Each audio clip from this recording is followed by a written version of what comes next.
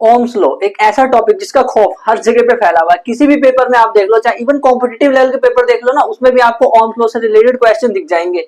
और लोग क्या समझते हैं कि V equal to I R पढ़ा बस ओम्स लॉ खत्म। भाई ये नहीं है ओम्स लॉ, इससे भी ज्यादा बहुत ब्रॉड चीज है ओम्स लॉ। सिर्फ इतना नहीं होता कि V equal to I R पढ़ा काम हो गया। और इस बार तो वो भी काम नहीं चलने वाला, क्योंकि सीबीएसई ने कॉम्पिटेंसी बेस्ड क्वेश्चन यानी कि अंडरस्टैंडिंग वाले क्वेश्चन ऐड कर दिए हैं। और उसमें कुछ ऐसे फालतू का रट्टा मार के V equal to I R से काम नहीं चलने वाला कि कॉन्सेप्ट को रट्टा मारने लगे। पूरे कॉन्सेप्ट को डीपली जा करके समझना होगा। इसीलिए ये पूरा का पूरा एपिसोड मैं ओम्स लॉ पे डेडिकेट कर रहा हूं और अच्छे से पूरा टॉपिक समझाऊंगा, इवन क्वेश्चंस भी प्रैक्टिस करवाऊंगा। क्योंकि आप क्या करते हो ना, सीधा क्वेश्चन पे डायरेक्ट जंप करते हो।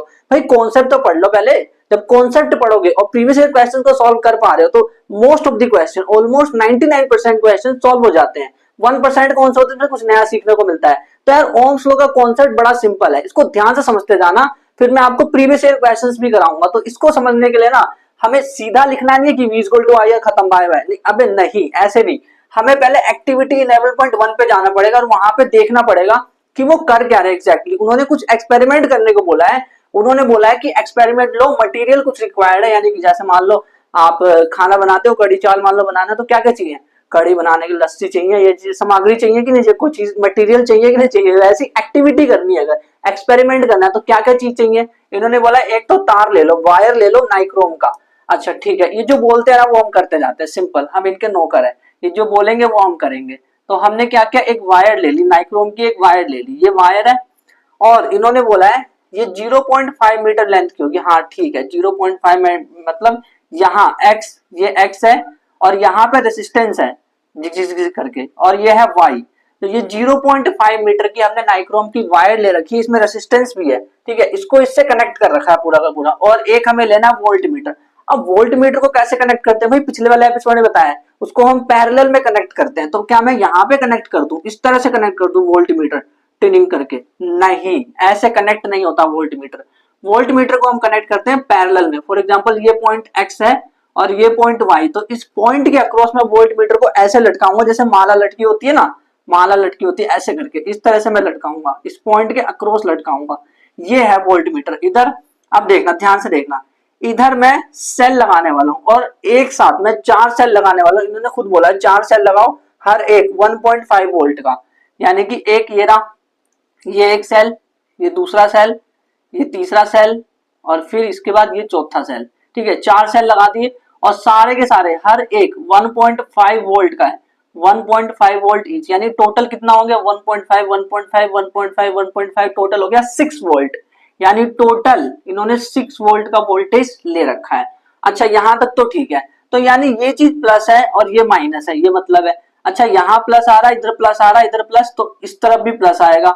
और ये माइनस ऐसे घूम करके देखो, यहाँ पे एक वायर लेना है, हमें यहाँ पे एक वायर लेना है, इस तरह से मैंने एक वायर ले रखा है, यहाँ पे वायर ले रखा है। और ये है एम मीटर। एम मीटर क्या, एम मीटर का काम क्या होता है भाई, करंट को मेजर करता है, कितना करंट बह रहा है इसके अंदर, तारों के अंदर, उससे पता चल जाता। तारे वो नहीं जो आसमान में, वो वाले नहीं। तो अब देखो ये इधर प्लस है, तो इस तरफ इसके पास भी प्लस होगा और इस तरफ माइनस होगा। और एक और काम करते हैं, एनसीईआरटी ने जब दे ही रखा है तो क्यों ना उसको भी ले लिया जाए, जो कि है प्लग की। प्लग की को ले लेते हैं, ये प्लग की है, इसको मैं ले लेता हूं। तो जब मैं इसको लूंगा तो पहले क्या होगा, ध्यान से सुनो। जो करंट है वो पॉजिटिव से नेगेटिव की तरफ जाता है, बट अभी क्या करंट बहेगा नहीं, जब तक कनेक्ट नहीं करोगे। मान लो सबसे पहले मैंने इस वाले सेल में इसको कनेक्ट किया, वायर को मैंने कनेक्ट कर दिया, वायर को मैंने इसमें कनेक्ट कर दिया, ये जो तार ऐसे जा रहा है ना, इसको मैंने इसमें कनेक्ट कर दिया। तो इसको कितना वोल्टेज मिलेगा, मैंने जब देखा ना तो मुझे पता चला कि यहाँ पे 1.5 वोल्ट आ रहा है। यानी जब मैं एक सेल का यूज कर रहा हूं, जब मैं नंबर ऑफ सेल्स में एक सेल का यूज कर रहा हूं, तो मुझे 1.5 वोल्ट मिल रहा है। और मैंने ये देखा कि यार एमीटर में जो रीडिंग है ना, वो पता है कितनी आ रही है, वो आ रही है 3 एम्पियर। 3 एम्पियर रीडिंग आ रही है, एग्जाम्पल के लिए लिया है मैंने। और वो एक्सपेरिमेंट के टाइम पे जो आ रही थी उस तरह से आपको लेना है, ठीक है। सपोज ये तो एग्जाम्पल है कि 1.5 वोल्ट है तो 3 वोल्ट दिखा मेरे को। अब पहले मुझे बताओ इसमें करंट बहेगा, सोच के बताना। नहीं बहेगा, क्यों, क्योंकि इसको बंद कर रखा है मैंने। अब इसको मैं चालू कर देता हूँ, ये हमारा की है, इतनी छोटी सी मिस्टेक नहीं देखी तुमने, है ना। अब इसके बाद करंट कैसे बहता है, प्लस से लेकर के माइनस की तरफ। तो करंट ऐसे जाएगा, ऐसे जाएगा, ऐसे जाएगा, ऐसे जाएगा।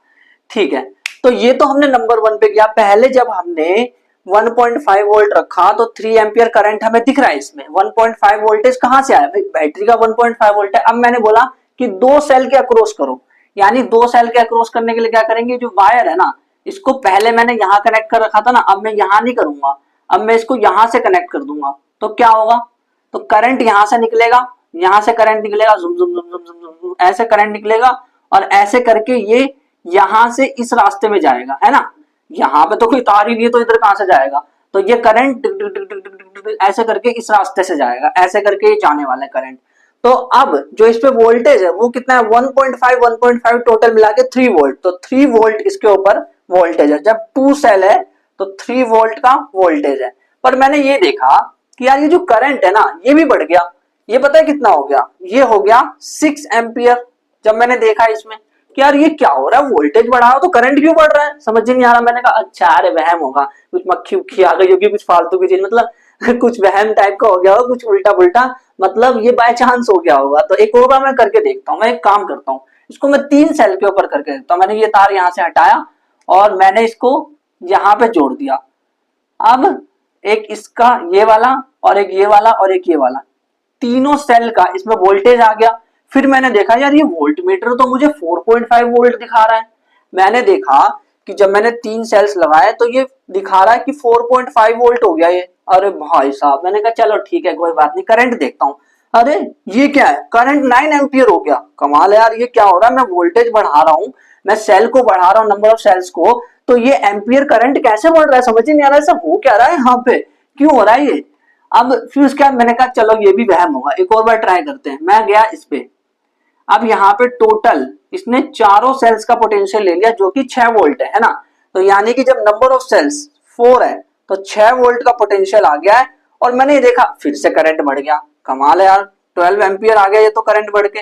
अब मैंने बोला तुम एक काम करो कि जो तुमने ये वैल्यूज निकाल लिया ना, एक्सपेरिमेंट कर रहे थे इतनी मेहनत से, इसका v बटे आई निकालो, यानी v बटे आई करके देखो। 1.5/3 क्या होगा, 1/2 यानी कि 0.5 आ जाएगा, है ना। 3/6 करोगे तो क्या आ जाएगा, 1/2 यानी 0.5 आ जाएगा। अच्छा, और ये भी करो तो ये भी 0.5 आ गया। इसको भी करो, 6/12 1/2 आ गया, यानी ये भी 0.5। ओ भाई साहब क्या कर दिया तुमने, सब में 0.5 कैसे लेके आ रहे हो, कुछ गड़बड़ है, तुमने कुछ क्या करा है ऐसा जो तुम v बटे आई को तुम कांस्टेंट कैसे लेकर के आ रहे हो। कांस्टेंट यानी चेंज हो रहा है, चेंज तो हो ही नहीं रहा। 0.5 हमेशा चेंज नहीं हो रहा, यानी कि तुम क्या कर रहे हो, पता नहीं, समझ नहीं आ रहा। तुम हर बार v/i को कांस्टेंट क्यों कर दे रहे हो, कैसे कर दे रहे हो, कांस्टेंट क्यों हो जा रहा है, ये तो समझाओ मेरे को। तो उन्होंने कहा भाई मुझे नहीं पता क्यों हो रहा है कांस्टेंट ये। फिर मैंने बताया आकर के तुम्हें, मैंने कहा भाई साहब ये ओम्स लॉ है, ये जो तुम v बटे आई कांस्टेंट आ रहा है पता है क्यों आ रहा है, ये ओम्स लॉ की वजह से आ रहा है। तो तुमने बोला ये ओम्स लॉ क्या है, भाई बड़ा सिंपल लॉ है। ओम्स लॉ ये कहता है कि v बटे आई कांस्टेंट होता है। अच्छा आपने सुना होगा डायरेक्टली प्रोपोर्शनल, वो समझाऊंगा मैं। v बटे आई कांस्टेंट होता है। ओम्स लॉ ऐसा कहता है जो टेम्परेचर है ना, अगर कांस्टेंट है, टेम्परेचर कांस्टेंट रखा है हमने, टेम्परेचर कांस्टेंट है, अगर मान लो 25 डिग्री सेल्सियस है, टेम्परेचर कांस्टेंट है, तो v बटे आई जो है वो कांस्टेंट आ रहा है। ये क्या हो रहा है, ऐसा क्यों हो रहा है, समझ नहीं आ रहा। मैंने कहा तुम एक काम करो यार, ये जो है ना इसका ग्राफ बना दो। अच्छा तो जा रहे हैं ग्राफ बना देते हैं इसका, कोई बात नहीं, आप बोलो और हम करें ना, ऐसा हो सकता है, हम करेंगे। तो इधर हमने लिया v को, मैंने बोला v बटे आई का ग्राफ बनाना, वी आई ग्राफ बनाना। तो यहाँ पे तुमने लिया i। अब जब ग्राफ बनाते हैं तो कैसे बनाते हैं, मैथमेटिक्स याद करो, साइंस में मैथमेटिक्स, अबे फिजिक्स है ये, साइंस साइंस का फिजिक्स वाला पोर्शन ऐसा ही होता है। और 1.5 वोल्ट, अब हमें बराबर गैप में हमें वोल्टेज लेना है। मैंने 1.5 वोल्ट लिया यहाँ पे, ये 1.5 वोल्ट है, फिर 1.5 आगे जाना है यानी कि 3 वोल्ट पे जाना है, बराबर गैप्स लेने के लिए कह रहा हूँ। 4.5 वोल्ट, फिर उसके बाद 6 वोल्ट, ठीक है ना। और जो करंट है वो भी बराबर बढ़ाते जाना, मतलब यहाँ पे तो दोनों चीज जीरो है, वो तो कोई डाउट नहीं है। फिर 3 जोड़ते जाओ, देखो यहाँ पे 3 एम्पियर हो गया, दिस इज 3 एम्पियर, फिर 3 जोड़ो 6 एम्पियर, फिर 3 जोड़ो 9 एम्पियर, फिर 3 जोड़ो 12 एम्पियर। अच्छा अब ग्राफ कैसे बनाते हो तुम, एक्स एक्सिस और वाई एक्सिस वाला ग्राफ कैसे बनाते हो, तुम देखते हो v पे क्या और i पे क्या, उसके अकॉर्डिंग ना। v पे 1.5 है, 1.5, 3 कोऑर्डिनेट के फॉर्म में होता था ना, 1.5 इधर है और 3 इधर है, तो ये यहाँ आएगा। अच्छा और अगर 3 वोल्ट है तो 6 वोल्ट, 3 तो 6, तो ये यहाँ आएगा। एक बार ध्यान से देखो, अच्छे से ग्राफ बना, सुंदर सा ग्राफ। 9 एम्पियर के सामने 4.5 वोल्ट है, यानी कि ये यहाँ आएगा, और 12 एम्पियर के सामने 6 वोल्ट है, यानी कि ये यहाँ कहीं आएगा। फिर मैंने कहा अब इसको मिलाएगा कौन, तुम्हारा चाचा, इसको मिलाओ जल्दी से। तो इसको मिलाने लग गए। अब इसको मिलाया हमने, जब इसको मिलाया तो हमें एक कमाल की चीज दिख रही है, यार ये क्या हो रहा है, समझ नहीं आ रहा, ये सीधी लाइन कैसे बन रही है, कुछ गड़बड़ है कहीं ना कहीं। तो कहीं ऐसा तो नहीं कि जो वी आई का ग्राफ है ओम्स लॉ के according, according to Ohm's law V I जो ग्राफ है वो स्ट्रेट लाइन आ रहा है क्या? हाँ स्ट्रेट लाइन आ रहा है। और स्ट्रेट लाइन जो आ रहा है क्या वो ओरिजिन से स्टार्ट हो रहा है? अच्छा ये ओरिजिन से क्यों स्टार्ट हो रहा है? क्योंकि सोचो, अगर वी मतलब क्या, पोटेंशियल डिफरेंस, पोटेंशियल डिफरेंस अगर जीरो है, इसका मतलब समझ रहे हो कि पोटेंशियल में कोई डिफरेंस ही नहीं है। जब पोटेंशियल डिफरेंस होगा ही नहीं तो करंट क्या बहेगा भाई? करंट तो बहने नहीं वाला। फिर जब पोटेंशियल डिफरेंस जीरो तो करंट बहेगा नहीं। और यही चीज तो हमने पिछले वाले एपिसोड में देखी थी कि भाई करंट बहता ही नहीं है जब पोटेंशियल जीरो होता है, पोटेंशियल डिफरेंस जीरो होता है। तो पोटेंशियल डिफरेंस अगर जीरो तो करंट नहीं बहता, ये चीज हमने सीखी। तो ग्राफ कैसा मिल रहा है हमें? जो वी आई ग्राफ है, वी आई ग्राफ वो कैसा मिल रहा है हमें? ध्यान से देखो। अब ना आपको कुछ भी चीज रट्टा मारने की जरूरत ही नहीं है, सब कुछ अपने आप ही होता जा रहा है, अपने आप ही सारी चीजें याद होते जा रही है अगर ध्यान से देखो तो वी आई ग्राफ कैसा बन रहा है मुझे बता दो खुद देख करके। भाई स्ट्रेट लाइन, स्ट्रेट लाइन बन रहा है। एग्जाम में अगर वो बोल भी दे टूमी मुई पैराबोला जैसा मर्जी ग्राफ, कुछ भी ऑप्शन आ जाए, आप फिर भी स्ट्रेट लाइन देख के टिक लगा लोगे, कितना आसान है।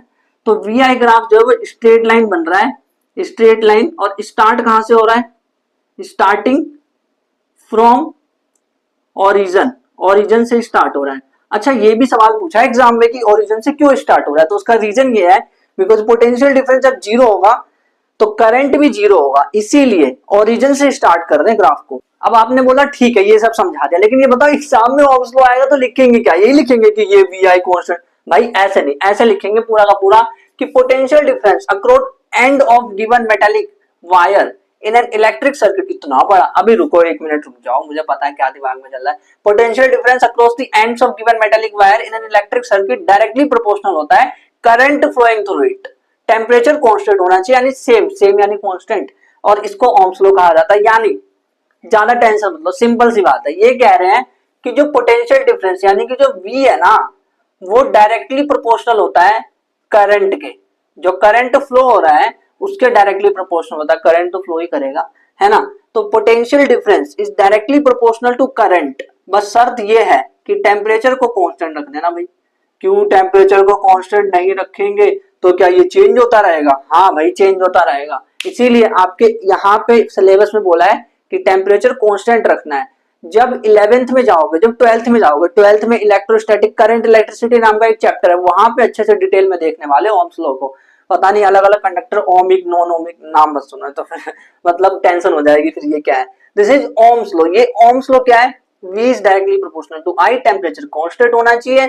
अब जब मैं डायरेक्टली प्रोपोर्शनल को हटाता हूं तो एक कांस्टेंट आता है, यानी कि जो V है वो इज इक्वल्स टू I और कुछ कांस्टेंट आएगा साथ में, कुछ कांस्टेंट आएगा कि नहीं। और यही तो कह रहे थे V बटे I, अगर I को इधर ले जाओ तो V बटे I कांस्टेंट, ये तो कह रहे थे। तो यार ये समझो कि ये कांस्टेंट है क्या, व्हाट इज दिस कांस्टेंट। तो जब मैंने देखा ना मुझे पता चला ये कांस्टेंट कुछ और नहीं है, ये रेसिस्टेंस है, resistance. This is resistance, this is I R, resistance, और कुछ नहीं है ये। तो V is equals to I R, वहां से फॉर्मूला आ गया। और यही आपने रट्टा मार रखा होगा बहुत सारे बच्चों ने, आपने नहीं तो बहुत सारे बच्चों ने यही रट्टा मार रखा है, V is equal to I are.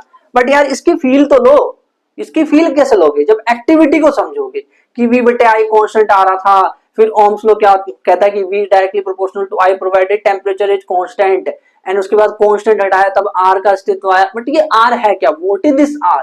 ये R है क्या, इसको समझना होगा। R जो है वो एक्चुअल में R इज बेसिकली रेसिस्टेंस। और ये रेसिस्टेंस होता क्या है एग्जैक्टली देखो, इसकी फील मैं आपको दिला दूंगा कि रेसिस्टेंस होता क्या है। जब भी करंट सुई करके फ्लो हो रहा होता है कि उसको फ्लो करना है, सीधा जाना है, तो कोई ऐसा भी होता है जो उसको रोक रहा होता है। वो कहता है भाई नहीं जाने दूंगा आगे, नहीं जाने दूंगा, आगे जाएगा तू, नहीं जाने दूंगा मैं आगे। उसको वो आगे जाने नहीं देता। फॉर एग्जाम्पल सपोज आप किसी से दोस्ती करना चाहते हो, कोई मतलब नई नई क्लास में एक लड़की आई है आपके और आपको उससे फ्रेंडशिप करने को, दोस्ती करनी, ठीक है। और एक और लड़का है आपका दोस्त है, उसको जलन हो रही है कि यार अगर ये ले जाएगा इसको तो फिर मेरी तो दोस्त नहीं बनेगी ये, है ना, तो वो आपको रोक रहा है।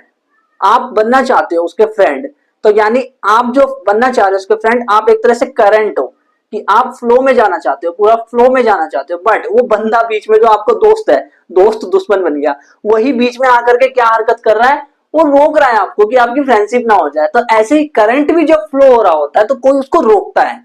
अब ये एक्चुअल में किस तरह से रोकता है क्या वो हम आगे देखेंगे, बट उसको कोई ना कोई रोक रहा है। जो रोक रहा है ना वही है रेसिस्टेंस, दैट इज रेसिस्टेंस, मतलब ऑब्स्ट्रक्शन है बेसिकली। ये रेसिस्ट कर रहा है, जो रेसिस्ट करता है ना करंट को, रेसिस्ट द करंट, इसको ना मतलब पता नहीं क्या खुजली है कि करंट को रोक रहा है। ऐसे अच्छी बात है करंट को रोक रहा है, तो बताऊं क्यों। कभी कभी ऐसा होता है ना किसी डिवाइस के अंदर करंट जाता है ना, तो करंट की वजह से ना वो डिवाइस फट भी सकता है।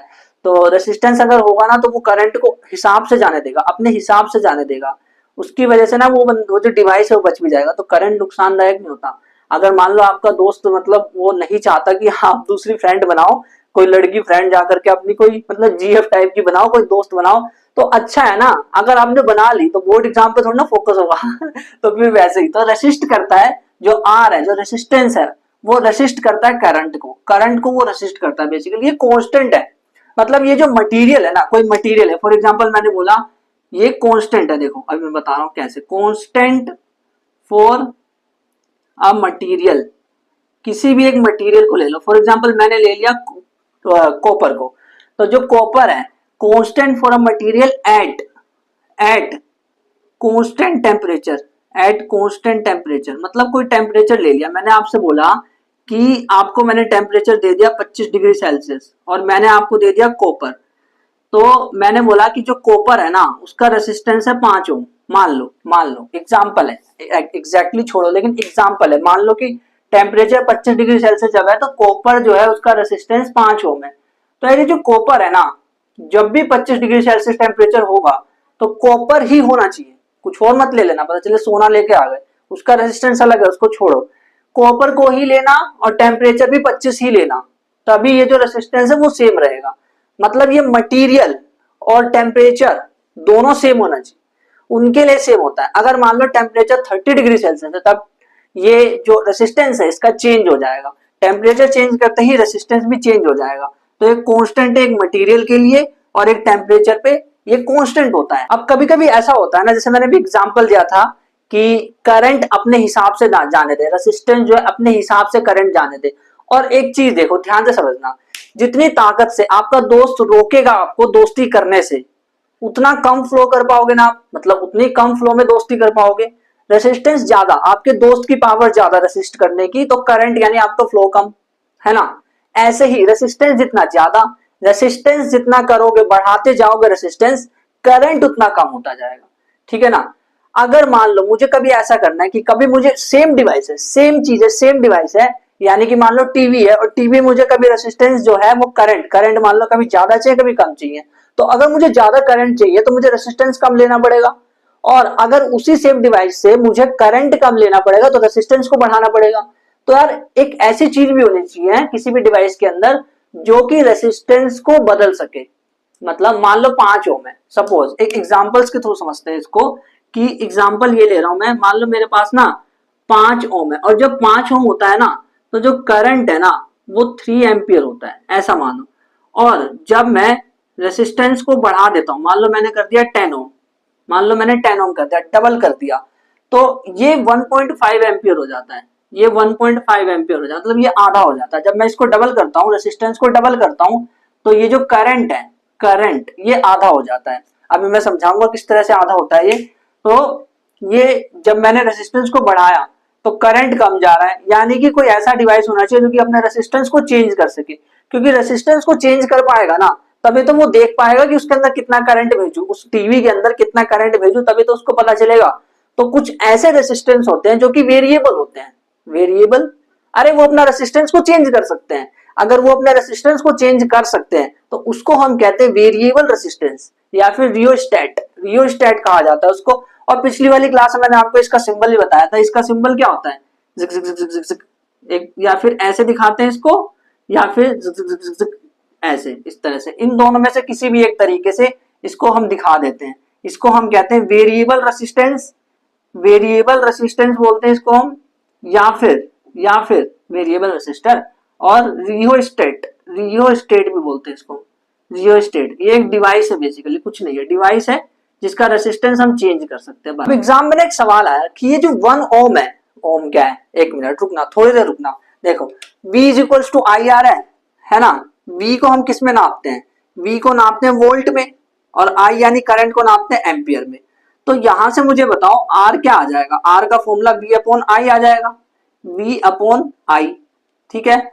तो जो रेसिस्टेंस है वो वोल्ट पर एम्पियर आ जाएगा ना, वोल्ट पर एम्पियर, एम्पियर नीचे है भाई, वोल्ट पर एम्पियर आ जाएगा।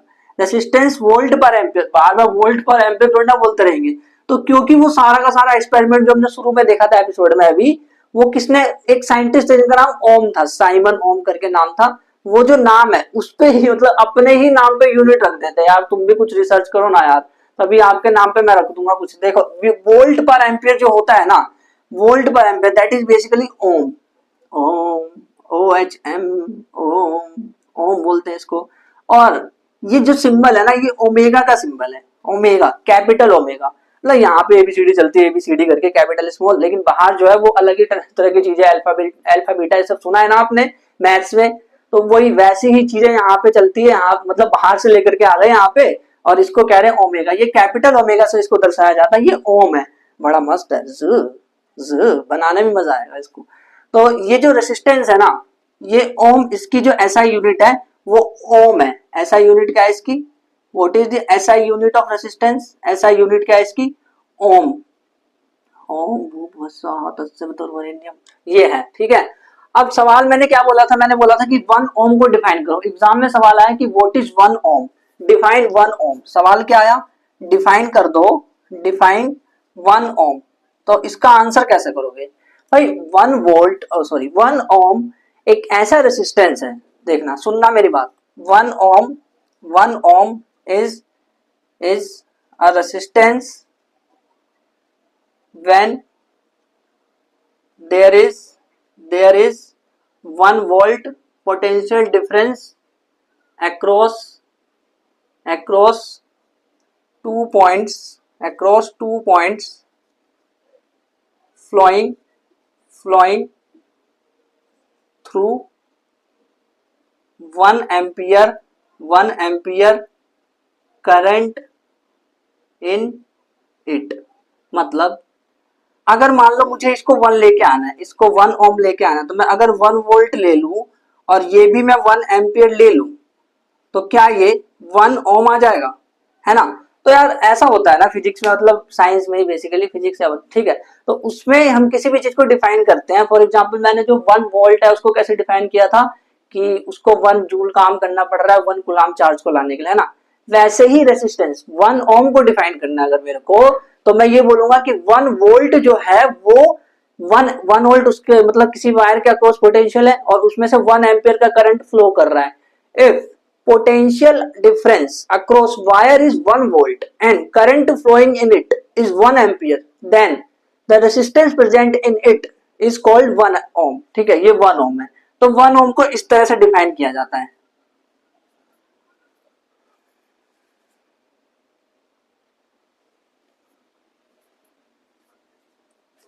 अब यहां से एक चीज देखो, मैंने भी बोला था कि रेसिस्टेंस को डबल कर दूं तो करंट आधा हो जाएगा। ऐसा कैसे, ऐसा इसीलिए, ध्यान से देखो, इस फॉर्मूले के अकॉर्डिंग देखो, ये फॉर्मूला तो यहीं से आया ना। देखो आपको अलग अलग फॉर्मूले याद नहीं रखे कि 10 फॉर्मूले याद कर लिए, V equal to I R, ठीक है, बस ये याद रखो। ये नहीं कि I equal to V by R, R equal to V by, जिसने भाई कुछ याद नहीं, बस ये याद रखो, Veer the robo boy, VIR, Veer the robo boy, बस ये याद रखो। एक कार्टून आता था वीर द रोबो बॉय करके। तो R is equal to V by I आ गया यहाँ से।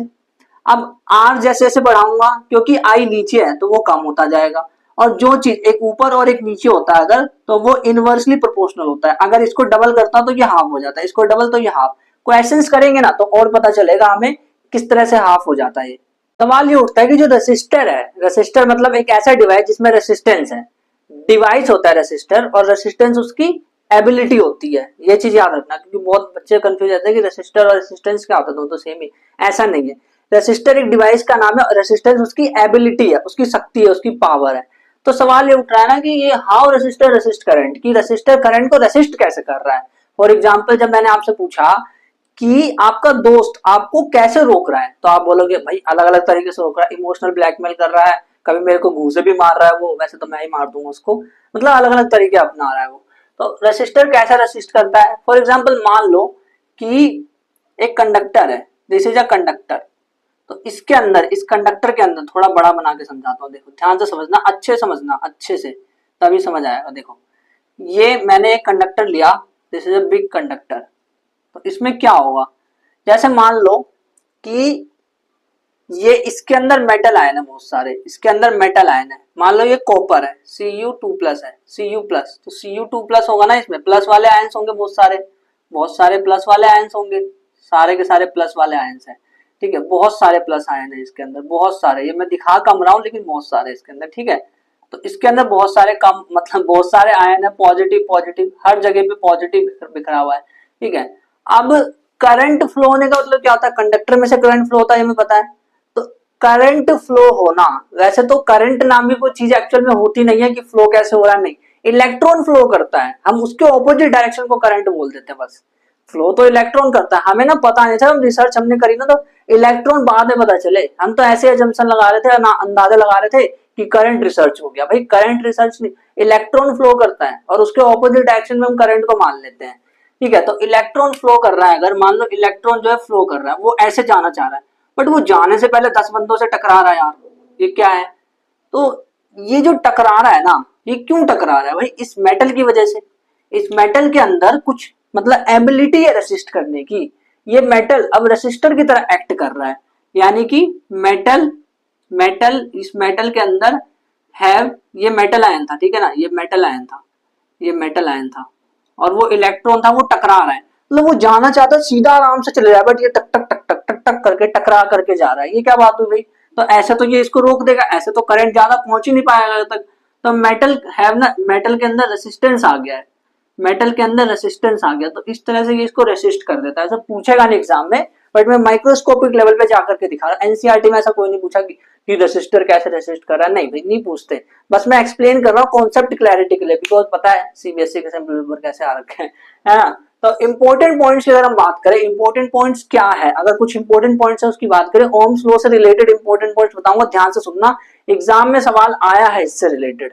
और सवाल क्या है, देखो बेसिकली हमें ये पता है कि हम जब ग्राफ बनाते हैं ओम्स लॉ में, तो वी आई ग्राफ बनाते हैं, है ना, और जो ऐसे करके जो लाइन जाती है, ये जो लाइन है, ये बेसिकली रेसिस्टेंस को दिखाती है, कैसे भाई, कुछ नहीं, देखो ये जो लाइन है ना, इससे यहाँ पे जो एंगल बन रहा है ये थीटा, कुछ समझ नहीं आ रहा थीटा कहाँ से आ गया इसमें यार, चल ठीक है थीटा नहीं है यहाँ पे, ले थीटा को हटा दिया। अब ध्यान से सुनो, जो वी आई ग्राफ हम बना रहे हैं, उसमें जो ग्राफ बन के ऐसे निकल करके जो आ रहा है, ये जो लाइन जो आ रही है, एग्जाम में ऐसे सवाल आ जाता है, इसको R1 दे देते हैं और इसको R2 दे देते हैं, और ये पूछते हैं R1 बड़ा कि R2 बड़ा।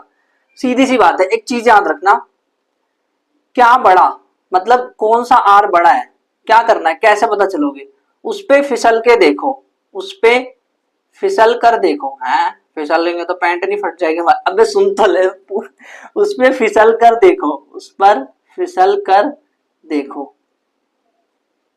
तेज फिसलोगे, तेज फिसलोगे, जितना तेज फिसलोगे ना, तेज फिसलोगे उतना आर ज्यादा होगा, जितना तेज फिसलोगे उतना आर ज्यादा होगा। ये R1 है, R2 है। अब आपको करना क्या है, ध्यान से सुनो, ध्यान से, आपको यहां बैठना है, यहां कैसे बैठू, अबे सुन यार, इमेजिन कर, देख यहाँ पे बैठे, यहाँ पे फिसले जुई, अब यहाँ बैठे जुई, सबसे तेज कहाँ फिसले, यहाँ R2 पे या R1 पे, जुई करके यहाँ पे, और यहाँ पे जू, धीरे धीरे, तो यहाँ पे तेज फिसले ना, R2 पे तेज फिसले ना, तो जो R2 है जहां पे तेज फिसले वो ज्यादा है, बट एक चीज सुनना, एक चीज सुनना, तेज फिसलोगे आर ज्यादा, ये कब, जब आपको, जब जब वी आई ग्राफ दिया हो, मतलब अरे समझो समझो समझो, ध्यान से समझो। अब मैं ग्राफ को थोड़ा चेंज करता हूं, जम जम नहीं होता, जूम होता है, जूम। देखो ये ऐसे करके आया, ये है बी और ये है आई, ये क्या कर दिया आपने, इधर वी था इधर आई को ले लिया, अरे एक मिनट, अब मैंने इसको चेंज कर दिया, इंटरचेंज कर दिया इसको मैंने, इंटरचेंज कर दिया, और ये अगेन ये R1 ही है और ये वाली चीज R2 है। अब बताओ कहां पे फिसलोगे तो तेज फिसलोगे, यहाँ पे तो ऐसे फिसलोगे जूम, यहाँ पे जुक, तेज ही फिसलोगे ना। तो आप ये बोलोगे ना R2 is greater than R1, but ये कब बोल रहे थे एक बार बताओ, जब VI ग्राफ दिया हो तब कह रहे थे। ये कौन सा ग्राफ है, IV। ओ भाई IV ग्राफ है ये, ओ पाजी IV ग्राफ में ऐसा नहीं होता कि ज्यादा फिसलोगे तो ये चीजें नहीं होती ऐसी, उसमें उल्टा हो जाता है, उसमें उल्टा हो जाता है। यानी कि यहाँ पे जहां पे कम फिसलोगे ना वो ज्यादा है, यानी कि इधर इधर इधर R1 ज्यादा है R2 से। तो कौन सा याद रखोगे भाई, मैं तो बोलूंगा, मैं कौन सा याद रखता हूँ, मैं तो ये वाला याद रखता हूँ, VI ग्राफ में तेज फिसलोगे तो उसका R ज्यादा होगा। ये सवाल एग्जाम में है, मैं दिखाऊंगा अभी, रुको 1 मिनट। तो याद रख लेना इसको कि यार VI ग्राफ में इसको स्लोप कहा जाता है। ऐसा भी कहते हैं कि इसकी जो स्लोप है, VI ग्राफ की जो स्लोप है, VI ग्राफ की जो स्लोप है, स्लोप यानी फिसलन, फिसलन, जो इसकी जो फिसलन है वो किसको दिखाती है, रेसिस्टेंस को दिखाती है। VI ग्राफ की जो स्लोप है, जो फिसलन है, वो रेसिस्टेंस को दिखाती है। मतलब अगर आप उसका स्लोप निकाल लोगे, एग्जाम में सवाल है कि slope of VI graph is called resistance कहा जाता है उसको, ठीक है, ये चीज याद रखना। एक और फंडामेंटल सीखो, एक और फंडा ये है कि ये याद रखो अभी के लिए, मैं आगे जब कॉम्बिनेशन ऑफ रेसिस्टर कराऊंगा तब तो ठीक है, लेकिन अभी ये याद रखो कि पैरेलल में जो रेसिस्टेंस होता है ना, एक तो पैरेलल में रेसिस्टेंस दो तरीके से निकाल जाता है, एक पैरेलल में और एक सीरीज में। पैरेलल में और सीरीज में कुछ नहीं, अभी मत समझो पैरेलल क्या है सीरीज क्या है, सब बताऊंगा, सब डिटेल में एकदम अच्छे से पढ़ने वाले यार। अभी ये समझो कि जो पैरेलल होता है ना, जो प्यारे लाल होता है, जो प्यारे लाल होता है, प्यारे लाल में हमेशा रेसिस्टेंस कम होता है सीरीज से। याद ये रखो कि प्यारे लाल में यानी पैरेलल में जब रेसिस्टेंस को पैरेलल में जोड़ते हैं तो जो रेसिस्टेंस है वो कम आता है। तो मुझे ये बताओ इस वाले ग्राफ में देख के कि R1 वाला पैरेलल है या R2 वाला। तो आप बोलोगे, आपने बोला कि पैरेलल यानी कम, तो कम तो R1 है, तो यानी कि जो R1 है ना वो पैरेलल है ना, ये मतलब है। हाँ यही चीज सही है एकदम। तो जो पैरेलल में जब रेसिस्टेंस होता है वो कम हो जाता है, ये चीज आगे मैं बताऊंगा एकदम डिटेल में। अब ओम्स लॉ से रिलेटेड जितनी भी थ्योरी थी उसको हमने अच्छे से देख लिया, तो अब हम प्रीवियस ईयर क्वेश्चन साथ में एनसीईआरटी के जो एग्जांपल्स दे रखे हैं ना उसको भी करते हैं साथ साथ में। एग्जाम्पल जो वो वाले बॉक्स वाले नहीं, मतलब जो न्यूमेरिकल्स टाइप के होते हैं उसकी बात कर रहा हूँ। तो ध्यान से सुनना, हमने अभी तक क्या पढ़ा। पहले हमने देखा, हमने जब शुरुआत की तो एक्टिविटी 11.1 पे रिकॉल कर लेते हैं 1-2 मिनट, फिर इसके बाद क्वेश्चन बड़े आसानी से उड़ाते जाएंगे एकदम अच्छे से। तो हमने देखा कि ओम्स लॉ के लिए हम एक्सपेरिमेंट करने गए, 11.1 एक्टिविटी में गए, तो वहां पे जो एक्सपेरिमेंट है उसमें हमें पता चला कि यार मैं V देख रहा हूँ ना, V जैसे से बढ़ रहा है वैसे वैसे I भी बढ़ रहा है, तो V is directly proportional to I। वहां से स्टेटमेंट आई, स्टेटमेंट ये है कि V जो पोटेंशियल डिफरेंस है that is directly proportional to current, है ना, प्रोवाइडेड क्या कांस्टेंट, टेम्परेचर, है ना, टेम्परेचर इज कांस्टेंट। और फिर हमने कांस्टेंट को मतलब प्रोपोर्शनल को हटाया तो एक कांस्टेंट आया, और जो कांस्टेंट आया ना वो रेसिस्टेंस निकला। फिर हम देखा यार रेसिस्टेंस क्या है, व्हाट इज रेसिस्टेंस, देखो रेसिस्टेंस का सिंबल क्या होता है पता है ना, ऐसे करके वाला है। तो जो रेसिस्टेंस है वो क्या होता है, एक डिवाइस में मतलब करंट को रेसिस्ट करने की जो पावर होती है, एबिलिटी टू रेसिस्ट करंट, जो उसकी क्षमता होती है कि रेसिस्ट कर पाए करंट को, जिसका आपका दोस्त रोक रहा था वैसे ही, तो उसको हम रेसिस्टेंस कहते हैं, वो रेसिस्टेंस है।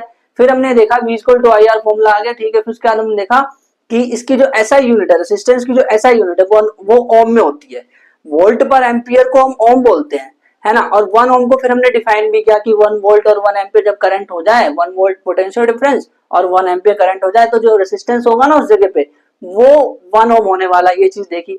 फिर उसके बाद हमने देखा VI ग्राफ जो है वो जितना ज्यादा फिसलोगे तेजी से उतना ज्यादा R होगा, है ना, ये वाली चीज याद रखना।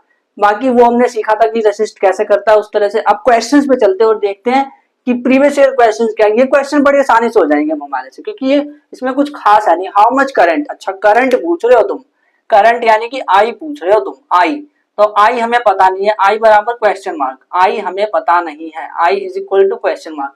Will an electric bulb from a 220 volt, अच्छा वोल्टेज दे रखा है इन्होंने, V बराबर 220 वोल्ट दे रखा है। द रेसिस्टेंस ऑफ बल्ब, अच्छा रेसिस्टेंस भी दे दिया, ठीक है, 1200 ओम। पूछ क्या रहे हैं I, अरे क्या आया, V द रोबो वाला फॉर्मूला लगा दो, V is equals to IR, V कितना है 220 इज इक्वल्स टू I मोइना पतो R 1200, जीरो से जीरो कट गया, है ना। अब आई की वैल्यू क्या आएगी भाई, 22 अपॉन में 120, फिर इसके बाद 11 आ जाएगा ये, और ये आ जाएगा 60, तो ये आ जाएगा 1.1 अपॉन में 6। इसको डिवाइड करोगे तो ये आएगा 0.18 एम्पियर। भाई करंट तो एम्पियर में आता है ना, तो 0.18 एम्पियर हमारा आंसर आ चुका है। बड़ा आसान सवाल था यार, ये तो फॉर्मूला बेस्ड है, तो इसमें है क्या, बस डेटा को निकालो, डेटा इज इम्पोर्टेंट बेटा, बस वो करो, काम खत्म। उसके बाद अब कह रहे हैं बी वाले सवाल में इलेक्ट्रिक हीटर है। भाई कुछ भी लो, में क्या मतलब है, हमें तो सवाल करना है। 220 वोल्ट, अच्छा वी दे रखा है, अच्छा आर भी दे रखा है, अच्छा करंट पता करना है, बिल्कुल ऐसा ही चीज करेंगे। तो V is equal to I R, V की वैल्यू 220 दे रखी है, आई मोहना पतो, और आर की वैल्यू जो है 100 ओम है ना। तो I is equal to 220 upon में 10, 100 इधर चला गया, जीरो से जीरो कट गया, तो ये आ गया 2.2 एम्पियर, ये आ गया करंट। इतना आसान सवाल है, इतने आसान न्यूमेरिकल ही आते हैं। क्वेश्चन नंबर 2 देखो, एनसीईआरटी 11.4 जो एग्जांपल है वो है, ठीक है, बस 2 एग्जांपल है एनसीईआरटी में, आगे प्रीवियस क्वेश्चन है, ठीक है। Potential difference between terminals of each electric heater, electric heater है, ठीक है, एक इलेक्ट्रिक हीटर है और उसके अक्रॉस जो पोटेंशियल डिफरेंस है वो इन्होंने 60 वोल्ट दे रखा है। देखो आप पता ये क्या करा करो, एग्जाम में ना अंडरलाइन कर लिया करो, कि जो डेटा दे रखा है वो अंडरलाइन कर लिया करो। अच्छा एग्जाम में तो अंडरलाइन नहीं करने देते भाई, सिंपल सी बात है, बिंदु लगा लो, बिंदु तो लगा दे, बिंदु थोड़ा दिखता है उनको कि बिंदु देख रहे हैं, ढूंढ रहे बिंदु का है। व्हेन इट ड्रॉस करंट क्या है 4 ampere from source, what current will the heater draw if the potential difference 120 volt कर दिया, तब क्या होने वाला है भाई। अब क्या करें, समझ नहीं आ रहा यार, ये वैल्यू डालो या ये वैल्यू डालो, और करंट तो दे रखा है, तो वोट करंट क्या क्या पूछ के आ रहे हो तुम, समझ ही नहीं आ रहा कुछ। वोट करंट, भाई करंट तो दे रखा है ना, ये यहां से मैं लिख के आ जाऊंगा 4 एम्पियर करंट है। भाई सुन पूरा ध्यान से ऐसे नहीं होता है सवाल, ये कैसे होगा, इसको करना कैसे, ध्यान से समझ लेना। बोला है potential difference between terminals of electric heater, heater है 60 वोल्ट है potential difference, when it draw current, जब उसके जो करंट है उससे जब करंट निकाला जा रहा है वो है 4 एम्पियर, दैट इज 4 एम्पियर का करंट। 60 वोल्ट है तो 4 एम्पियर करंट है, 60 वोल्ट 4 एम्पियर, 60 वोल्ट पे 4 एम्पियर, 60 वोल्ट 4 एम्पियर।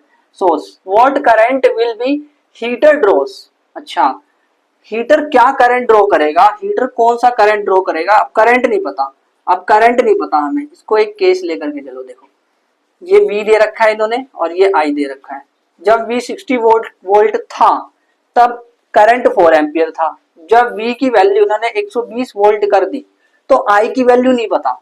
अब क्या करें भाई साहब, कैसे करें इसको, तो ओम्स लॉ लगा दो, सिंपल सी बात है। ओम्स लॉ क्या कहता है, ओम्स लॉ कहता है V is equal to I R. दो तरीके इस सवाल को करने के, या तो आप V is equal to I R से कर लो और यहां से V की वैल्यू ये डाल दो और I की वैल्यू ये डाल दो और रेसिस्टेंस निकालो। यानी पहला मेथड क्या है, मेथड नंबर 1, मेथड 1 से मैं कर रहा हूँ, पहले मेथड से कर रहा हूँ। V is equal to I R, V की वैल्यू क्या है 60 इज इक्वल टू I की वैल्यू क्या है 4 मल्टीप्लाई R मोइना पतो, तो ये क्या आ जाएगा, दिस विल बी, ये आ जाएगा 15, हाँ R इज इक्वल टू 15 ओम आ जाएगा। पहला मेथड ये, और यही एनसीईआरटी में भी दे रखा है। अब ये जो R की वैल्यू आप इसमें डाल दो दूसरे वाले में, यानी कि V is equal to I R रखो और यहाँ पे V की जगह आप लिख दो 120, क्योंकि 120 दे रखा है, I तो पता ही नहीं है, और R की जगह आप 15 लिख दो। फिर इसको सॉल्व करो तो आपका आ जाएगा I की वैल्यू, ये 15 नीचे चला जाएगा ना, तो ये आ जाएगा I is equal to 8 ampere. एक तरीका ये है। दूसरा तरीका ये है, अगर एमसीक्यू में आए तो डायरेक्ट शॉर्टकट दे रहा हूँ। वैसे क्या शॉर्टकट है, डायरेक्ट शॉर्टकट क्या है, शॉर्टकट नहीं कहेंगे यार, सिंपल सा लॉजिक है, शॉर्टकट क्या है, तो वो ये है कि आपको एक चीज पता है ना कि V by I is equal to constant, है ना, तो इस वाले का V बाई आई ले लो से, भाई दोनों तो इलेक्ट्रिक हीटर ही है ना, इलेक्ट्रिक हीटर में चीजें ले रहे हैं, तो V लिया हमने 60 वोल्ट अपॉन में I लिया मैंने 4 ampere, that is 4 ampere is equals to, यहाँ पे 120 वोल्ट है, 120 वोल्ट, और यहाँ पे क्या नहीं पता। क्या तरीका है करने का, देखो अगर मैं इसको डबल करूं तो क्या ये भी डबल हो जाएगा, ये डबल तो क्या ये भी डबल, ये डबल तो क्या ये भी double, this double this double, सीधा लिख के आ जाओ ना 8 एम्पियर, खत्म। एमसीक्यू में आया तो इसी मेथड से करना। मान लो उन्होंने क्या किया कि 180 वोल्ट कर दिया, 180 वोल्ट, तो आप बोलोगे अच्छा चालाक समझा गया, 3 गुना कर दिया तुमने, हैं तो मैं भी करंट को 3 गुना कर देता हूं, मैं कर देता हूं 12, ले 12 आंसर आ गया मेरा। तो इस तरह से आपको शॉर्टकट अपनाना है।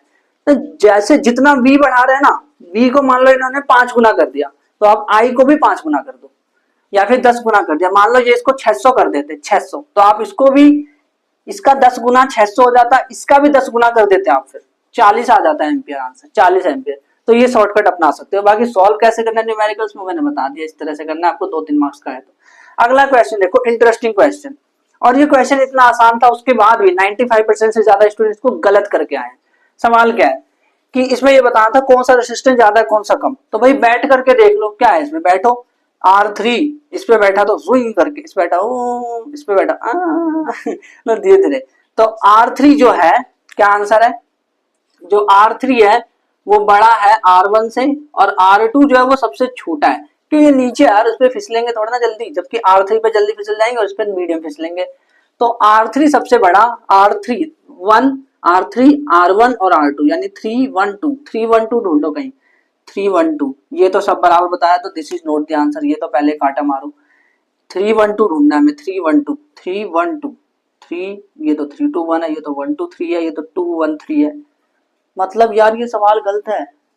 एक काम करता हूँ, जो मुझे सबसे इंटरेस्टिंग लग रहा है ना, जो मुझे ऐसा ऐसा लग रहा है ना, उसको मैं टिक लगा करके आ जाता हूँ। ये ना R3 पहले है, तो R3 सबसे बड़ा है, तो यहाँ पे इन्होंने सबसे बड़ा दिखा रहा है, क्या पता मैं इन दोनों में कोई गलती कर रहा हूँ R1 R2 में, तो मैं ऑप्शन सी लगा के आ जाता हूँ, ये सही मेरा आंसर है। और यहीं पे आपने भी गलती कर दी बेटा गए 95% स्टूडेंट में आ गए। बस जाओ, क्या करना है आपको, यहाँ से ध्यान से देखो सवाल को, क्या है सवाल भाई, IV ग्राफ है ये VI ग्राफ नहीं है, दिस इज IV ग्राफ। यही गलती करी थी बच्चों ने जब आया था ना सवाल, जिस तरह से मैंने जो स्टेप बताया ना कि वो R3 को सबसे हाईएस्ट ले लिया, तो वो R3 को सबसे हाईएस्ट ढूंढ रहे थे। इसमें करते क्या है, पहला ऑप्शन देखते, अच्छा R3 हाईएस्ट, बाकी को देखते तक नहीं है, और देख भी लेते तो बोलते अरे वो तो गलत हो गया, अगर क्वेश्चन गलत कर दिया होगा उन्होंने, बोर्ड वाले मेरे से पागल है, जा यार, ऐसे सोचने लग जाते हैं। तो R3 जो है वो ग्रेटर है, तो उस पर टिक लगा। अबे भाई पूरी बात तो सुनो, क्वेश्चन तो देखो, क्वेश्चन क्या है, क्वेश्चन में कहा है IV ग्राफ। तो अगर आप तुम ये कह रहे हो, अगर ये VI ग्राफ होता, सोचो VI ग्राफ होता, तब तो 312 होता, ठीक है, लेकिन क्या ये VI ग्राफ है, ये तो IV ग्राफ है, तो क्या होगा, ये तो होगा ही नहीं भाई, इसका ऑपोजिट कर दो, यानी कि R2 greater than R1 greater than R3, यानी कि 213। अब 213 का है, 213, ये आंसर है, ये नहीं है, ये आंसर है, ये है, ये है, ये है। ये वाली मिस्टेक मत करना जो 95% स्टूडेंट से ज्यादा लोग करते हैं, मत करना ये मिस्टेक। ग्राफ को देख लेना तसल्ली से कि किस चीज का ग्राफ है भाई। ये कभी कभी बहुत ज्यादा, 2025 में भी ऐसा सवाल मैंने देखा था किसी सेट में, वो सवाल मैं ले नहीं पाया, बट मैंने देखा था उसमें IV ग्राफ है, और यही कंडीशन, अब मैंने वो नहीं मिला सवाल, तो इसलिए मैंने ये वाला सवाल लिया, ताकि आपके कॉन्सेप्ट क्लियर कर सकूं, यार ये IV ग्राफ है, ये VI ग्राफ नहीं है। तो ध्यान से देखना होगा ना क्वेश्चन। नंबर 4 देखो, बोला है 2019 का है, स्टेट ओम्स लॉ, 1 मार्क का सवाल आ रखा है। पहले ना MCQ मतलब नहीं आते थे ना, तब की बात है ये 2019, तो 1 मार्क का सवाल आ रखा है। बोला स्टेट ओम्स लॉ, ओम लॉ, ओम्स का जो नियम है ना, ओम का नियम, ओम्स लॉ, उसको स्टेट डिफाइन करना है, मतलब बताना वो होता क्या है। तो एक छोटा सा काम करना यार, अगर आपको समझ आ गया ओम्स लॉ और आप लिख सकते हो कि एग्जाम में आंसर कैसे लिखते हो, वो सबसे ज्यादा इंपॉर्टेंट है, आपको पता है, तो मुझे कमेंट में, अगर आप कमेंट में जब लिख देते हो ना आंसर किसी भी चीज का, तो आपको वो चीज याद हो जाती है। ये चीज आप देख लेना दिमाग में, जब भी आप किसी भी चीज को कमेंट में लिखोगे तो बहुत कम चांसेस है कि आप उसको टेस्ट में, हाफ ईयरली में, या फिर CBSE का जो पेपर होने वाला, कोई सा भी पेपर, उसमें आप बहुत कम चांस है कि गलती करोगे। तो जो ये डेफिनेशन है ओम्स लॉ, इसका जो स्टेटमेंट है उसको एक बार कमेंट में लिख देना, ठीक है। तो इसका आंसर आप कमेंट में करना, मैं आपको दिखाना चाहता था कि ये क्वेश्चन एग्जाम में आ रखा है। अब एक और चीज मैं आपको कमेंट करने के लिए बोलूंगा, वो भी कमेंट कर देना ध्यान से। क्या कमेंट ये करना है कि डिफाइन 1 ओम, 1 ओम को डिफाइन करना है, ये भी आपको कमेंट करना है। क्योंकि अगर मान लो अगर आपने ये दोनों एक जगह लिख दिया, एक साथ लिख दिया, तो इसका मतलब ये है कि आपको यार कुछ सीखा आपने, और मेरे को भी थोड़ी मोटिवेशन मिलेगी, मजा आएगा, फिर और भी ज्यादा तगड़ी चीजें करी जाएगी इस चैनल पे आपके लिए। तो जल्दी से इसकी डेफिनेशन दोनों चीजें लिख दो। एक तो 1 ओम कैसे डिफाइन करते हैं, ये कमेंट कर देना प्लीज एक बार, और आप ही का फायदा है इसमें। और स्टेट ओम्स लॉ, इसका भी कमेंट कर देना एक बार, कमेंट इन दोनों का। एक तो ओम्स लॉ को स्टेटमेंट करना है, डिफाइन 1 ओम, ये दोनों मैंने आपको बता रखा है, अच्छे समझा भी दिया है। ये 1 वोल्ट और 1 एम्पियर लेते हैं, और ओम्स लॉ क्या है, V directly proportional to I, और टेम्परेचर कांस्टेंट होता है। क्वेश्चन नंबर 5 देखो, 2023 का क्वेश्चन आ रखा है, बोला है R कांस्टेंट है। भाई R तो वैसे भी कांस्टेंट है, तुम ना भी बोलते तो क्या, हमें नहीं बता गया। हम कह रहे हैं V जो है डिक्रीजेस टू 1/4। अच्छा, मतलब पहले जो चीज v थी अब उसको v बाई 4 कर दी। 1/4 मतलब क्या, 1/4 v बाई 4 कर दिया। अगर 4 टाइम्स बोलते तो 4v हो जाता, 4 मल्टीप्लाई v हो जाता, बट इन्होंने 1/4 बोला यानी कि v बाई 4 हो गया। अच्छा, what change will in current, ओ हो, मतलब ये कह रहे हैं कि करंट में क्या चेंज आएगा भाई, अगर तुम वोल्टेज को 1/4 कर दो। एक बात बताओ, वो एक्सपेरिमेंट याद करो, उस एक्सपेरिमेंट जैसे जैसे करंट बढ़ रहा, जैसे जैसे वोल्टेज बढ़ रहा था, वी और करंट, हाँ दोनों एक साथ ही बढ़ते हैं, जैसे जैसे वी बढ़ रहा था वैसे वैसे करंट भी बढ़ता जा रहा था। तो यार यहाँ पे कम कर रहे हैं, वी बाई 4 कर रहे हैं, और उसी हिसाब से कम हो रहा था, बढ़ रहा था ना, तो वैसे ही यहाँ पे भी कम होगा, यानी वो आई बाई 4 हो जाएगा। सिंपल सी बात है, ये जो करंट है ये आई बाई 4 हो जाएगा। अब ये कैसे पता चला मेरे को ऐसे पता चला कि मुझे पता है कि वी बाई आई जो है ना वो कांस्टेंट होता है, यानी कि अगर तुमने इधर v ले रखा था और i ले रखा था, बाद में तुमने इसे v बाई 4 कर दिया और इसको i डैश कर दिया, तुम्हें ये i डैश ही तो पता करना है कि i डैश है क्या, है ना। तो अगर इसको सॉल्व करोगे v से v कट गया और i डैश जो है वो i बाई 4 आ जाएगा, यानी कि जो करंट है, अब स्टेटमेंट में आप लिखोगे current will also be 1/4, current will also become 1/4। अगला क्वेश्चन क्या, क्वेश्चन नंबर 6 बोला स्टेट ओम्स लो, फिर से वही सवाल रिपीट हो गया 2022 में 2019 में, सेम सवाल तो रिपीट हो रहा है यार। ओम्स लो मतलब स्टेटमेंट आपको याद होनी ही चाहिए कि potential difference is directly proportional to current provided temperature is constant. बहुत बार बोल दिया यार, तो मैंने याद हो जाना चाहिए, दिमाग में बैठ जाना चाहिए, v directly proportional to i, v equals to ir, है ना। फिर कह रहे रिप्रेजेंट मैथमेटिकली, तो मैथमेटिकली कैसे रिप्रेजेंट करोगे, आप ऐसे रिप्रेजेंट करो जैसे मैंने करा था ना, same v directly proportional to i, फिर उसके साइड में लिख देना टेम्परेचर कांस्टेंट, ठीक है। इसके आगे एक और लाइन लिख देना, एक और फॉर्मूला लिख देना, मतलब v equal to I R लिख देना, बस खत्म। इतना लिख दोगे वो खुश होते हुए नंबर देगा आपको एग्जामिनर।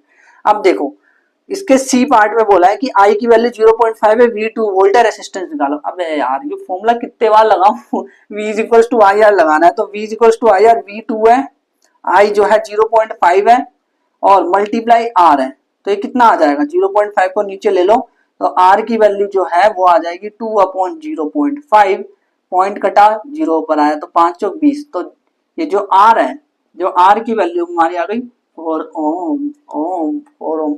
अब देखो अगला क्वेश्चन क्या है, draw a level diagram to show setup to study Ohm's law. अब कुछ बच्चे पढ़ लेते हैं ओम्स लॉ, पूरा पढ़ लेंगे v equal to I R, और ये क्वेश्चन एग्जाम में आए इसको नहीं कर पाएंगे। Draw a level diagram to setup to study Ohm's law, कैसे करोगे भाई, ये कौन सा डायग्राम है। जब एपिसोड स्टार्ट हुआ था तो यहाँ पे मैंने एक डायग्राम बनाया था, आपने देखा होगा 4 सेल वाला, वो सारा का सारा वो डायग्राम है, आपकी एक्टिविटी 11.1 में भी दे रखा है वो वाला डायग्राम सेम, उसको लेवल्ड बनाना है। लेवल्ड यानी वी दिखाते हुए, ए दिखाते हुए और सेल 1.5 वोल्ट ये सब लिखते हुए, उसको लेवल डायग्राम बोलते हैं। तो लिखना भी है साथ साथ, और करंट की डायरेक्शन भी दिखा देना, इस तरह से करंट की डायरेक्शन होती है जहां था ना, वो डायरेक्शन भी दिखा देना करंट की, तो उस वही करना है इसमें। और ये 2-3 मार्क्स का एग्जाम में आ जाता है और बच्चे पढ़ के जाते हैं v इक्वल टू आया, भाई वो तो कोई भी कर लेगा, ये तो इतना आसान न्यूमेरिकल से आप खुद भी कर पा रहे हो। क्वेश्चन नंबर 8, लास्ट क्वेश्चन देखो, प्रीवियस ईयर क्वेश्चन 5 मार्क्स का एग्जाम में आया, बड़ा इंटरेस्टिंग क्वेश्चन है। एक ऐसे टेबल दे दी और कह रहे plot graph V I graph, अब हमें बनाना है, मतलब अब कैसे बनाए ग्राफ को। तो यार देखो कैसे किया जाए, 5 वैल्यूज दे रखी है अलग अलग, तो एक काम करते हैं, ग्राफ कैसे बनाते हो, मैथ्स में याद करो कैसे ग्राफ बनाते हो। अगर एक्स एक्सिस वाई एक्सिस के पॉइंट दे रखे हो तो बराबर गैप देखते हो कि बराबर गैप बने और मैं ग्राफ बना दूं, है ना, वैसे ही बनाओ और कुछ नहीं। तो मैं वी आई ग्राफ बनाने जा रहा हूं, तो इधर मैं वी लूंगा, इधर मैं लूंगा वी, और इस तरफ मैं लूंगा आई, है ना। तो अब मुझे बराबर गैप लेना है बस। तो अगर ध्यान से देखो इसमें मैं 0.5, फिर उसके बाद 1 पॉइंट आ रहा है, फिर 2 आ रहा है, फिर 3, फिर 3.5, तो अगर मैं 0.5 का गैप लूं, 0.5 का गैप लूं तब सही है। तो मैं एक काम करता हूँ, ये तो जीरो होगा भाई, ये तो जीरो होगा, मैं गैप ले लेता हूँ, यहाँ पे ले लेता हूँ 0.5, और ये एम्पियर में है, ऑलरेडी इन्होंने बोल भी रखा था क्वेश्चन में, और ये है 1.0 और ये है 1.5, and this is 2.0, this is 2.5, this is 3.0, और ऐसे ही इसको थोड़ा और आगे बढ़ा देते हैं, और ये है 3.5, थोड़ा आगे बढ़ाया तो ये है I। अब देखो इसमें अगर आप ध्यान से देखो तो ऐसा लग रहा है 3 का टेबल बना है, देखो 3 3 दूनी 6, 3 3 9, 3 चौक 12 से थोड़ा कम है क्या, 10 पॉइंट है ना।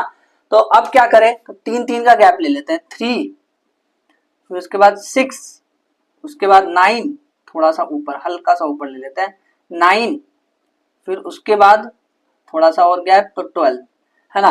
अब ग्राफ कैसे बनाते हैं, 0.5 और 1.0, यानी कि करंट आई पे जब 0.5 है तो ये 1.5 है, 1.5 यहाँ का ही होगा ना, एकदम बीच में होगा ना 1.5, तो ये आएगा यहाँ पे, दिस कम्स हेयर। अब जब 1 है, जब 1 एम्पियर करंट है तो 3 वोल्ट है, 1 एम्पियर के सामने 3 वोल्ट के पास जाएगा, ठीक है, तो यहाँ चला गया। आप इसको चाहे तो ऐसे डॉट मिला भी सकते हो और नहीं मिलाओ तो भी कोई बात नहीं, ठीक है। और 1.5 है, अगर 1.5 की वैल्यू बट इसमें नहीं है तो 2 पॉइंट पे चलते हैं सीधा 2.0 पे, जब 2.0 है तो 6.2 है, 6.2 यहाँ कहीं होगा, है ना, 6.2 यहाँ कहीं होगा, और ये है 2 के पास, तो यहाँ पे आ गया। और यहाँ पे 2.5 तो रहेगा ही, और या 2.5 इसमें है नहीं पर 3 पे चलते हैं सीधा, जब ये 3 है तो ये 9.3 है, 9.3 यहाँ कहीं होगा, 9.3 यहाँ कहीं होगा, यहाँ कहीं 9.3 होगा, और वो भी 3 के एकदम मतलब सीधे में, है ना, तो यहाँ पे हमारे पास होगा 9.3 और ये 3 एम्पियर, है ना। अब 3.5 के पास 10.8 है, यानी कि यहाँ कहीं होगा बीच में, लगभग यहाँ मान लो, यहाँ पे, तो ये हम पहुंचेंगे यहाँ पे, इस जगह से यहाँ पे, और ये पॉइंट यहाँ है। अब हमें करना कुछ नहीं है, बस इनको सबको जोड़ देना है, ये जोड़ दिया, ये जोड़ दिया, इसको अच्छे से जोड़ना, अच्छे से, इसको इससे जोड़ दिया, फिर इसको इससे जोड़ दिया, और इसको इससे, पेंसिल से जोड़ना, एग्जाम में पेंसिल स्केल लेके जाना और उसको जोड़ना अच्छे से, ठीक है। और इसको ओरिजिन से भी जोड़ना होता है, क्योंकि ये ओरिजिन से स्टार्ट होता है ना, ग्राफ बन गया इसका ग्राफ। ग्राफ बनाने के आपको 2 मार्क्स मिलने थे, बाकी ये सब जो आगे करोगे उन सब के 1 मार्क्स है। देखो कह रहे calculate resistance of the resistor with the help of, अब ग्राफ से कैसे कैलकुलेट करें, भाई कुछ फिक्स तो है ही नहीं यार कि V कौन सा लूं I कौन सा लूं, क्या अच्छा कोई सा भी ले लो, अबे नहीं, ऐसा नहीं होता। ग्राफ में ना अलग तरीके से किया जाता है, कोई भी 2 वैल्यूज ले लेते हैं लगातार, जैसे ये वाली 2 वैल्यू ले ली मैंने लगातार, मान लो ये दोनों वैल्यूज लगातार वाली, ये दोनों वैल्यूज मैंने ले ली, मान लो ये, तो ये दोनों वैल्यू जो मैं लगातार लूंगा, इसमें अब मैं करंट का डिफरेंस और वोल्टेज का डिफरेंस निकालूंगा। रेसिस्टेंस कैसे निकालता है इसमें, डेल्टा V अपॉन में डेल्टा I, डेल्टा मतलब, अरे यार डेल्टा मतलब change, V final minus V initial, I final minus I initial, 2 values लेने लगातार, फाइनल वाली कौन सी है ये, पर वोल्टेज में देखो पहले, तो 10.8 माइनस 9.3 करो, उसके बाद 3.5 माइनस 3 करो, 3.5 माइनस 3.0 करो, ठीक है, तो ये आ जाएगा 1.5 और ये आ जाएगा 0.5, तो ये कट गया, तो ये आया 3 ओम, यानी रेसिस्टेंस हमारा आ चुका है 3 ओम।